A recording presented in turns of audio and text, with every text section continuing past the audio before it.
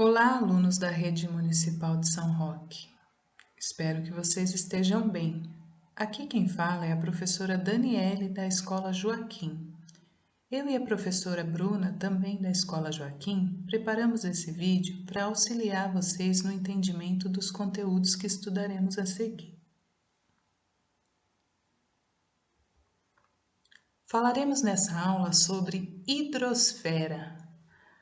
Vamos falar sobre a disposição da água no nosso planeta, de como a água é essencial à vida, das mudanças de estado físico da água, sobre o ciclo da água e a água como patrimônio da humanidade.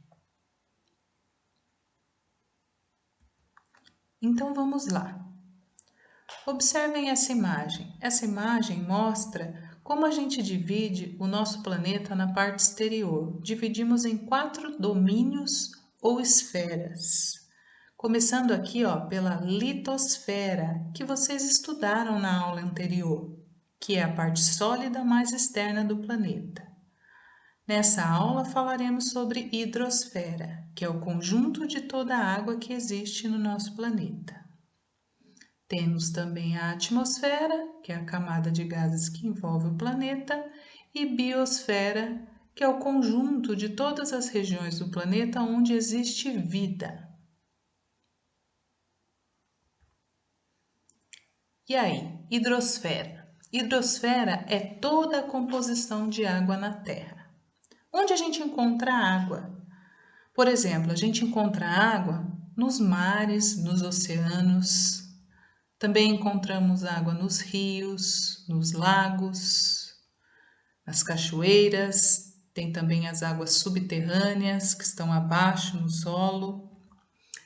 Tem água presente nas nuvens, água das geleiras, da neve, água da chuva, água que forma os organismos vivos. Toda essa água junta forma o que a gente chama de hidrosfera. A água no planeta Terra. Você já deve ter visto em algum local que o nosso planeta também é conhecido como planeta azul, devido à quantidade de água aí que temos na superfície terrestre. No entanto, isso pode nos dar uma falsa sensação de que a gente tem muita água disponível para os organismos. Na realidade, o que acontece?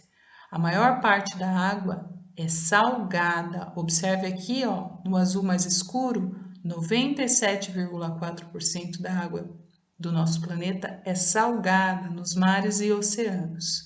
Somente 2,6%, aqui mais clarinho, da água do planeta é doce, que seria basicamente uma água que é possível utilizar. No entanto, desses 2,6%, não é tudo isso que a gente consegue utilizar. Observe agora. Olha esse outro gráfico da distribuição da água doce. Daqueles 2,6%, a maior parte, cerca de 69%, está nas geleiras e cerca de 30% está nas águas subterrâneas, ou seja, a gente não consegue dispor dela assim tão facilmente. Qual a água que a gente consegue utilizar? Essa daqui, tá vendo? Bem pequenininho aqui, então a gente aumentou aqui, deu um zoom. Água dos rios, dos lagos, do solo e do ar. Essa aqui é menos de 1% da água doce disponível. Então, se a gente for analisar, nós temos bem pouca água disponível para os seres vivos, para o ambiente. Então, por isso que a gente tem que cuidar, preservar, economizar.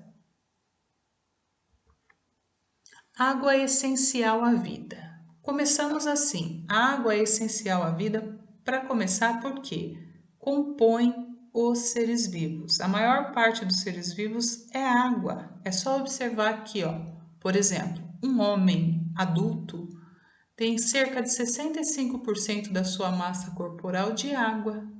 Uma medusa, 90% do seu corpo é água.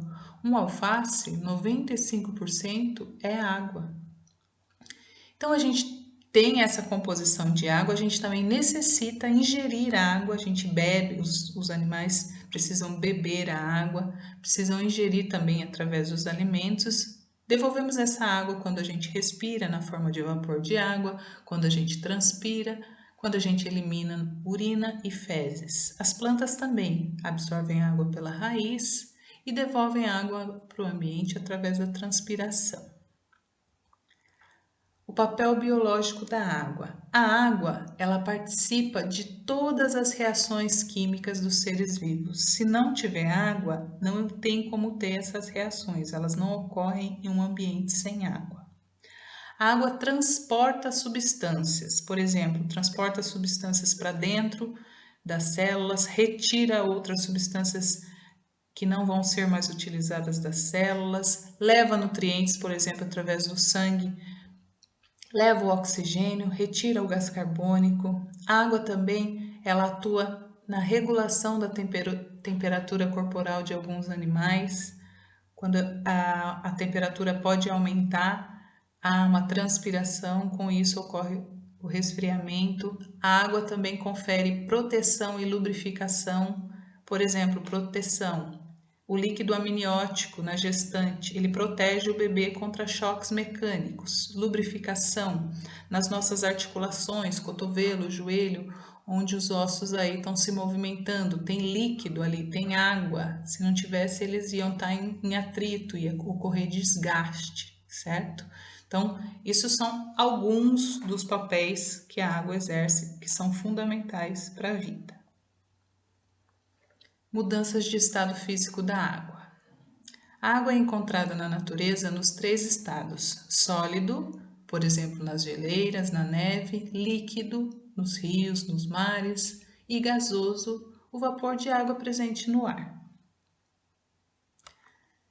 E ela muda de estado físico dependendo da temperatura e da pressão atmosférica. A gente consegue observar isso no nosso dia a dia. Por exemplo, água no estado sólido.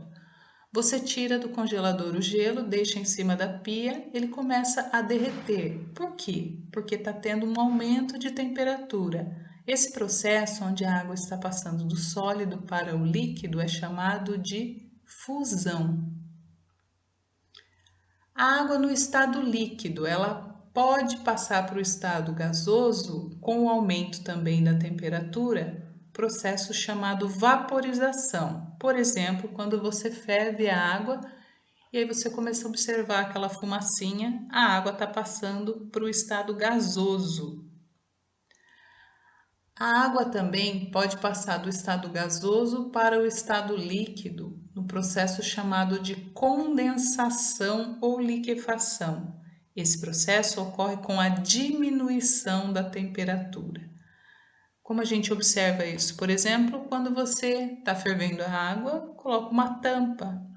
Aquele vapor, quando encosta na tampa, ele resfria e volta para o estado líquido. Você vai observar as gotinhas de água ali na tampa. A água no estado líquido pode passar para o estado sólido também com a diminuição da temperatura. Esse processo a gente chama de solidificação. Pega a água e coloca no congelador. Vamos formar o gelo. Há também a sublimação, que é a passagem do estado sólido direto para o estado gasoso, sem passar pelo estado líquido, ou a sublimação reversa, que é do estado gasoso direto para o estado sólido. Essas mudanças de estado físico ocorrem na natureza o tempo todo, no ciclo da água, que a gente vai observar agora. Ciclo da água é o conjunto de mudanças de lugar e de estado físico que acontecem com a água ao longo do tempo. Essa ilustração, ela mostra aí basicamente o ciclo da água aqui, ó, no nosso planeta.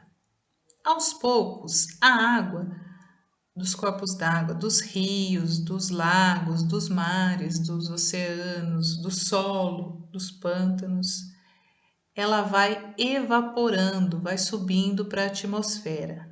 A água também presente nos seres vivos, as plantas, por exemplo, perdem a água aqui por transpiração para o ambiente. Os animais também pela respiração, pelas fezes, pela urina, essa água aí está sendo evaporando aqui para a atmosfera. Quando esse vapor de água alcança certa altitude, a temperatura mais baixa faz com que ocorra a condensação e formem as nuvens ou também a neblina. As nuvens são compostas por gotículas d'água que vão se juntando e vão ficando pesadas. Quando elas ficam muito pesadas, ocorre o que a gente chama de precipitação. A precipitação ocorre na forma de chuva ou, se a temperatura for bem baixa, pode ocorrer na forma de neve ou de granizo. Essa água que precipita, ela vai encontrar aí o solo, vai escoar. Parte dessa água volta para os corpos d'água, parte dessa água infiltra no solo e vai compor aqui as águas subterrâneas, certo? Aqui embaixo. Essas águas subterrâneas, elas vão ser absorvidas pelas plantas, pelos vegetais novamente, podem ser captadas, por exemplo, por um poço, como está aqui na ilustração, podem retornar ao solo aqui e subir na forma de uma nascente ou de uma mina d'água. Repare o seguinte, o sol, ele é essencial para o ciclo da água, porque ele é que fornece o calor que faz com que a água evapore, por exemplo. Sem o sol, a gente não teria esse ciclo ocorrendo continuamente no nosso planeta. Água, patrimônio da humanidade.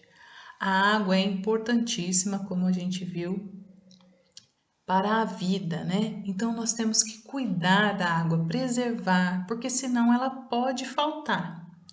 Então aqui é o artigo 1 da Declaração Universal dos Direitos da Água. A água faz parte do patrimônio do planeta. Cada continente, povo, nação, região, cidade, cidadão é plenamente responsável aos olhos de todos. Todos nós somos responsáveis por cuidar desse bem que é a água. Aqui a gente tem algumas maneiras que a gente pode contribuir para ajudar na preservação da água.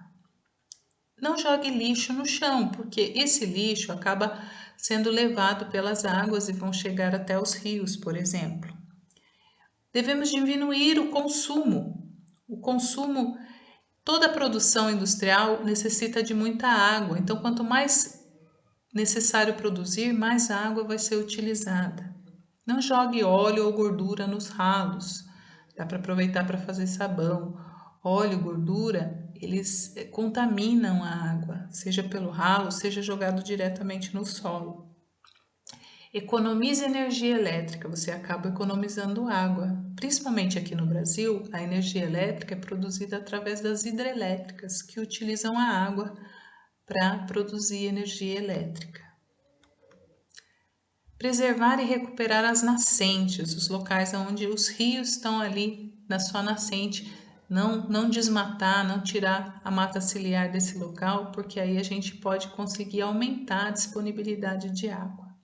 Reusar água, a água que você usou para lavar roupa, serve para lavar um quintal, serve para dar descarga, assim como a água da chuva que pode ser captada. Não demorar no banho.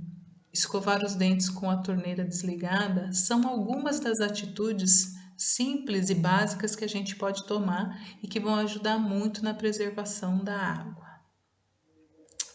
Então é isso, pessoal. Obrigada pela atenção. Leia o texto de apoio, resolva os exercícios. Bom estudo e até a próxima!